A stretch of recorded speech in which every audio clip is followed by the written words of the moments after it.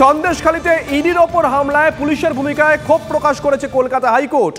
মামলায় পুলিশের কাছে কেস ডায়েরি তলব করেছে আদালত। এই মুহূর্তের বড় খবর, শাহজাহান কেন আত্মসমর্পণ করছেন না তার আইনজীবীকে প্রশ্ন করেছেন বিচারপতি জয় সেনগুপ্ত।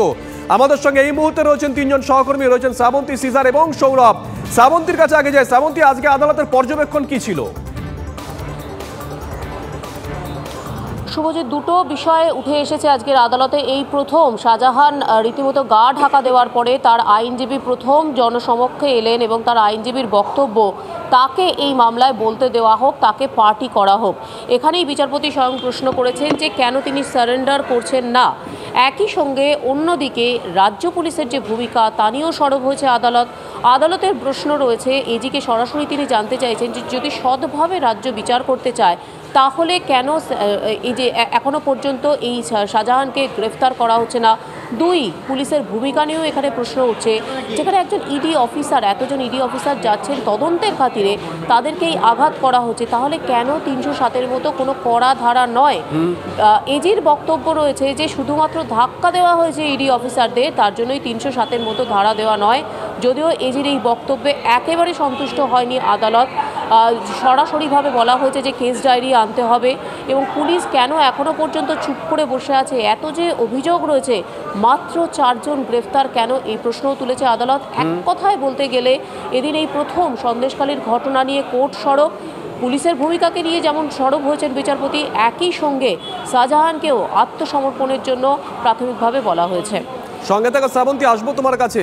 আজকে 10 দিন হয়ে গেল, এখনো পর্যন্ত 4 জন গ্রেপ্তার হয়েছেন, যার মধ্যে প্রথম 2 জন গ্রেপ্তারের পরেই তাদের পরিবার প্রশ্ন তুলতে শুরু করে দিয়েছে।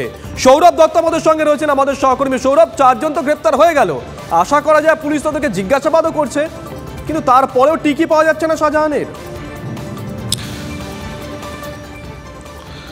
শুভজিৎ, দেখো, অভিযুক্তের সংখ্যাটা 3000, গ্রেফতার হয়েছে 4 জন, তাও প্রথম গ্রেফতার 7 দিনের পর। সেই গ্রেফতারের ঘিরেও বাড়ির লোকের কি বক্তব্য ছিল? বাড়ির লোকের বক্তব্য ছিল, সুকমল সর্দারের স্ত্রীর বক্তব্য ছিল যে তার স্বামী ঘটনার সময়, যখন ঘটনা ঘটছে এই আকুঞ্জিপাড়া মোড়ে, তখন তার স্বামী ঘরে বসে ভাত খাচ্ছেন। আর মেহবুর মোল্লার বাড়ির লোকের বক্তব্য ছিল যে মেহবুর মোল্লা গত 2রা জানুয়ারি থেকে বাড়িতে অসুস্থ অবস্থায় পড়েছিলেন, বাইক থেকে পড়ে পায়ে চোট পেয়েছিলেন।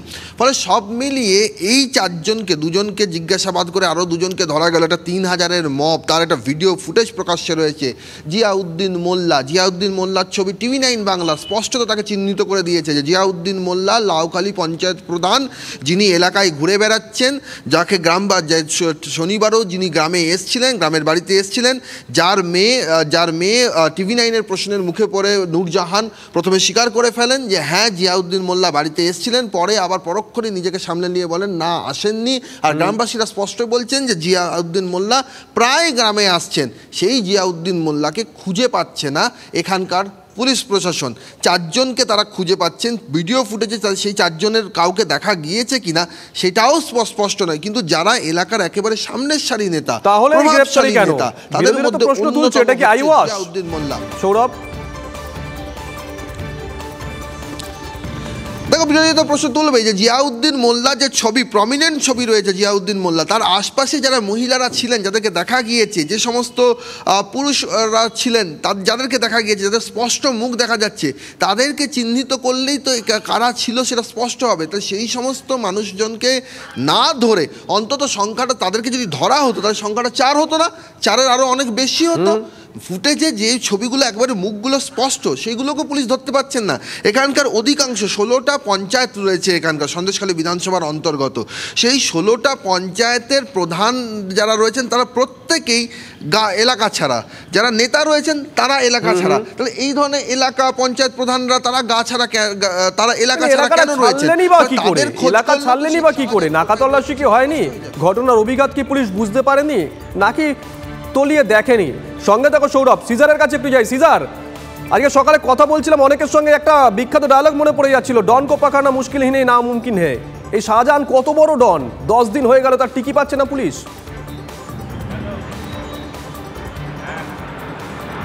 দেখো, শাহজাহান কত বড় ডন, তার থেকে বড় কথা হচ্ছে যে পুলিশ কি আদৌ তাকে নাগালে পেতে চাইছে, সেটাই কিন্তু এখনো স্পষ্ট নয়। যে কথাটা এতক্ষণ সৌরভ বলল একদমই সেই জায়গা থেকে আমি শুরু করছি। শাহজাহানকে না হয় পাওয়া যায়নি, কিন্তু ওই দিন যারা সামনের সারিতে ছিল, যারা স্থানীয় স্তরের নেতা, যারা পঞ্চায়েত স্তরের নেতা, যারা বুথ স্তরের নেতা, তাদের কতজনকে নাগালে পেয়েছে পুলিশ? তাদের কাউকেও কিন্তু নাগালে পায়নি বা তাদেরকে গ্রেপ্তার করার কোনো উদ্যোগ নেয়নি। কারণ তাদেরকে গ্রেপ্তার করলে বা তাদের জিজ্ঞাসাবাদ করলেই কিন্তু শাহজাহানের হদিশ পাওয়া যেত, কারণ তারা প্রত্যেকেই শাহজাহান ঘনিষ্ঠ। এবং যেদিন ঘটনা ঘটেছে সেদিন যেমন শাহজাহান বাড়িতে ছিল, তারপরে ওই দিন সারা দিন ওই এলাকাতেই শাহজাহান ছিল, সেটা কিন্তু পুলিশের বিভিন্ন সূত্র বেসরকারিভাবে অলিখিতভাবে তারা স্বীকার করছেন এবং তারা খুব স্পষ্ট বলছেন যে যতক্ষণ না স্পষ্ট নির্দেশ আসবে শাহজাহানকে গ্রেপ্তার করা সম্ভব নয়। অর্থাৎ এখানে কিন্তু স্পষ্ট যে পুলিশের ভূমিকা নিয়ে বারবার প্রশ্ন উঠেছে, এর আগে আমরা তুলেছি, সংবাদ মাধ্যম তুলেছে, কারণ আমরা আই উইটনেস গোটা ঘটনার, তার পরবর্তীতে রাজ্যপাল তুলেছেন, বিরোধী দলগুলো তুলছে, আজকে হাইকোর্ট সেই ভূমিকা নিয়েই প্রশ্ন তুললো এবং খুব সাধারণ প্রশ্নগুলোই তুললো যে এতজনের মব, সেখানে মাত্র 4 জন গ্রেপ্তার কেন? শাহজাহান এখন পর্যন্ত সারেন্ডার করলো না কেন? তৃতীয় হচ্ছে যেখানে যেখানে ইডি আধিকারিকদের মাথা ফাটিয়ে দেওয়া হয়েছে, যেখানে রক্তাক্ত হয়েছেন, সেখানে এত লঘু ধরায় মামলা কেন? যে প্রশ্নটা ইডিও করেছে, যে প্রশ্নটা আইনজীবীরা করছেন, সে সমস্ত প্রশ্নই কিন্তু আজকে হাইকোর্টে বিচারপতির মুখ দিয়ে বেরোলো এবং সার্বিকভাবে এরপরে রাজ্য কোনো ব্যবস্থা নেয় কিনা এটাই দেখার।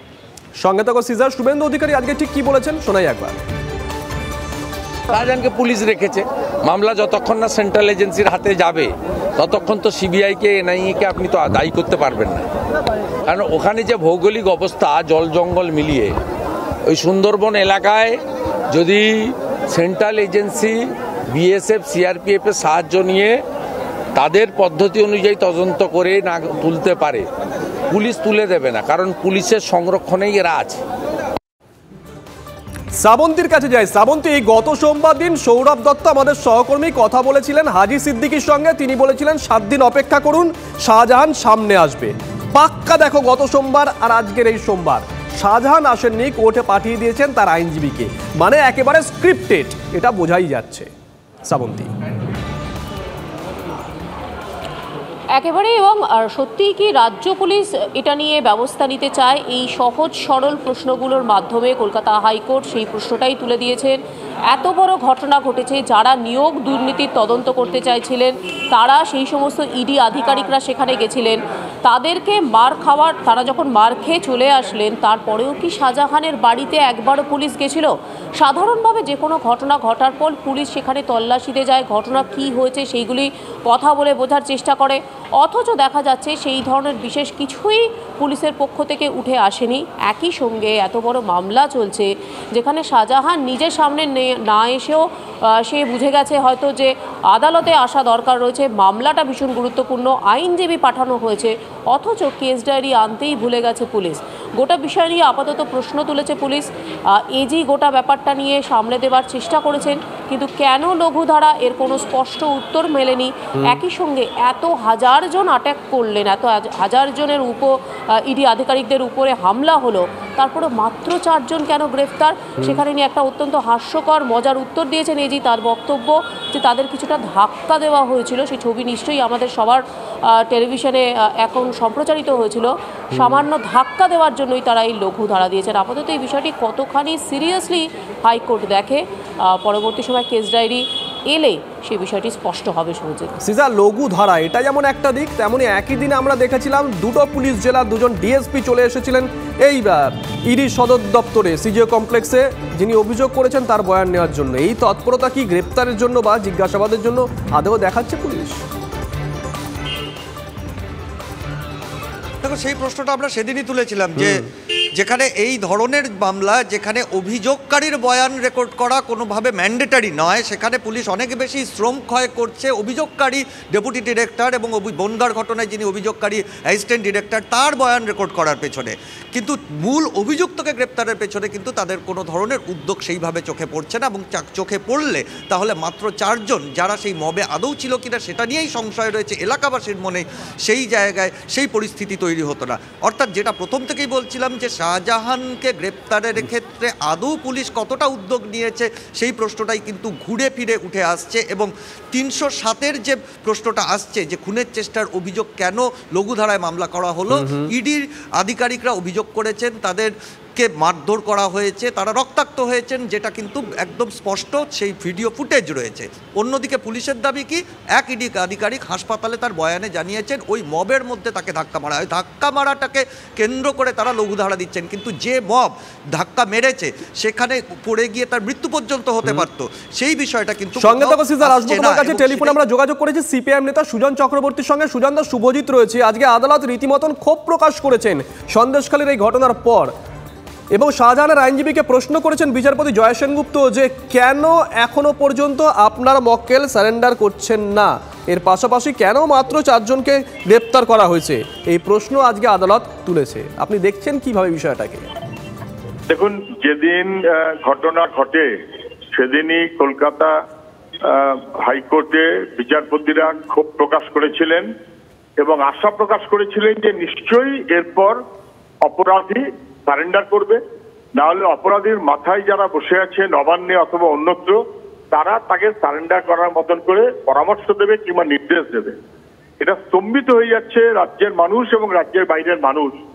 তদন্তকারীরা আক্রান্ত হলো, হাসপাতালে ভর্তি হলো, সাংবাদিকরা আক্রান্ত হলো, কিন্তু অপরাধী বহাল তবিয়তে কোথাও না কোথাও 10 দিন ধরে চুপ করে বসে থাকতে পারছে, পুলিশ সহ কেউ তার নাগাল পাচ্ছে না, অথচ আইনি পরামর্শ এবং কোর্টে যাতায়াতের মতন করে বন্দোবস্ত সেইটা করতে পারছে।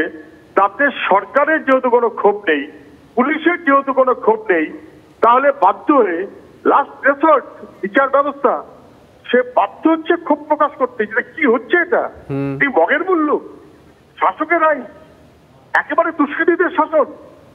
খুব স্বাভাবিক কারণেই কোর্ট আজকে তার অস্বস্তি অথবা বিরক্তি প্রকাশ করেছে, স্বাভাবিক। ধন্যবাদ সুজন। আমরা কথা বললাম সিপিআইএম নেতা সুজন চক্রবর্তীর সঙ্গে।